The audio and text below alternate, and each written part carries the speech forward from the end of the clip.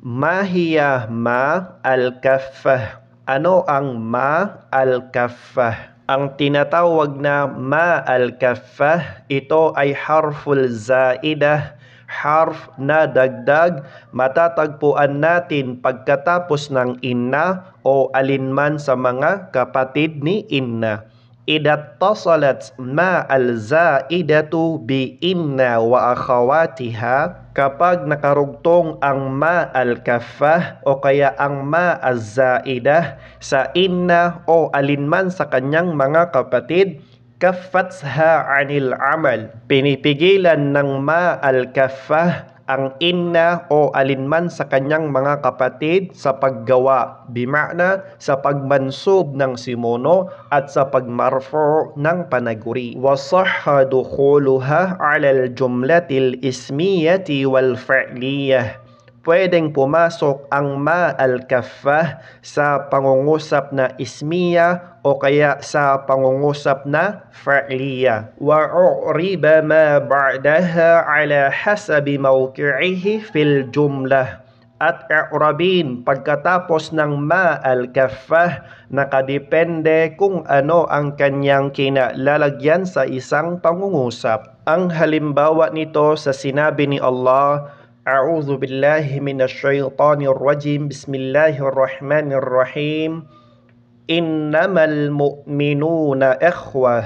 Ang pag-i'rab ng innama, kaffatun wa makfufatun, ay ma kaffatun li inna anil amal wa inna makfufatun. Al-mu'minuna mubtada'un marfu'un wa alamatu raf'ihi al-waw li'annahu jam'u mudhakkarin salim. Ikhwatun khabarun marfu'un wa alamatu raf'ihi ad-dhammah. Ang innama, tinatawag itong kaffatun wa makfufatun, ang pumipigil at ang pinigilan. Ang ma, pinipigilan niya ang inna sa paggawa, bima'na sa pagmansub ng simuno at sa pagmarfu ng panaguri. At ang inna, makfufatun, bima'na siya ang pinigilan. Ang al-mu'minuna, siya ay simuno kaya siya ay marfu. At ang alamah, palatandaan ng kanyang pagiging marfu ay ang waw dahil siya ay jam'ul mudhakkaris salim.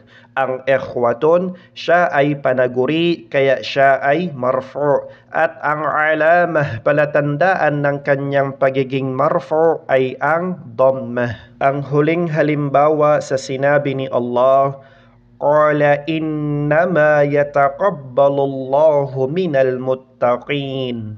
Ang pag-i'rab ng innama, kaffatun wa makfufatun. Yataqabbalu fa'lun mudari'un marfu'un wa alamatu raf'ihi ad-dhammah. Allahu lafzul jalalati fa'ilun marfu'un wa alamatu raf'ihi ad-dhammah. Ang innama, ito ay kaffatun wa makfufatun, ang pumipigil at ang pinigilan. Ang yataqabbalu, ito ay kasalukuyang pandiwa, siya ay marfu. At ang alamah, palatandaan ng kanyang pagiging marfu ay ang dhammah. Si Allah ay pagbigkas na sa taas-taas, siya ang fa'il kaya siya ay marfu. At ang alamah, palatandaan ng kanyang pagiging marfu ay ang dhammah.